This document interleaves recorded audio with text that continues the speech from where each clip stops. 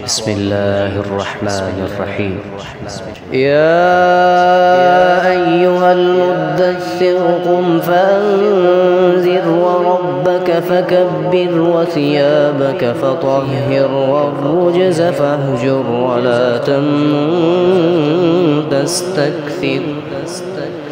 ولربك فاصبر فإذا نقر في الناقور فذلك يومئذ يوم عسير على الكافرين غير يسير. ذرني ومن خلقت وحيدا وجعلت له مالا ممدودا وبنين شهودا ومهدت له تمهيدا ثم يطمع أن أزيد كلا إنه كان لآياتنا عنيدا سأرهقه صعودا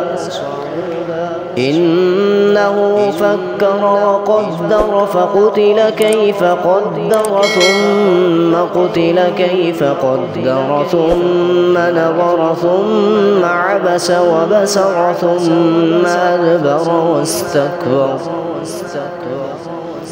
فقال إن هذا إلا سحر يؤثر إن هذا إلا قول البشر سأصليه سقر وما أدراك ما سقر لا تبقي ولا تذر لواحة للبشر عليها 19 وما جعلنا أصحاب النار إلا ملائكة وما جعلنا عدتهم إلا فتنة للذين كفروا ليستيقن الذين أوتوا الكتاب ويزداد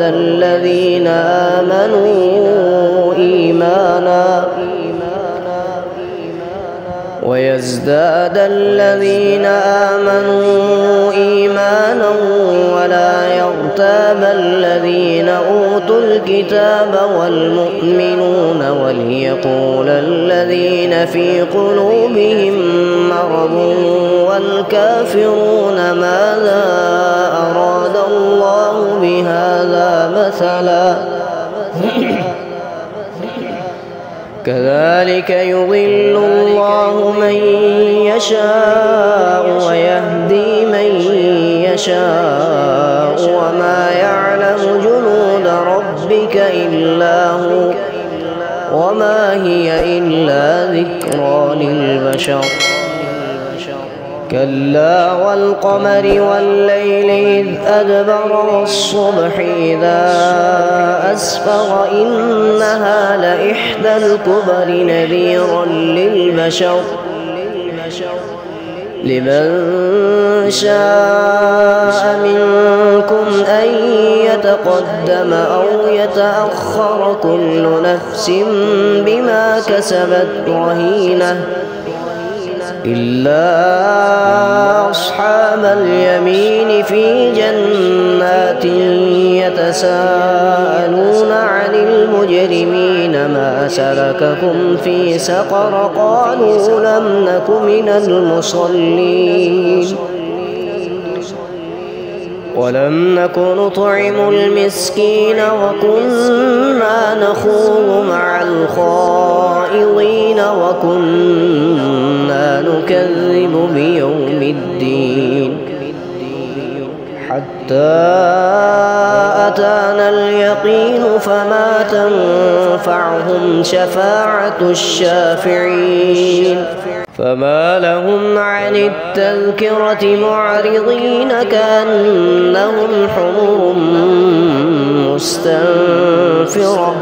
فرت من قسورة بل يريد كل امرئ منهم أن يؤتى صحفا منشرة كلا بل لا يخافون الآخرة كلا إنه تذكرة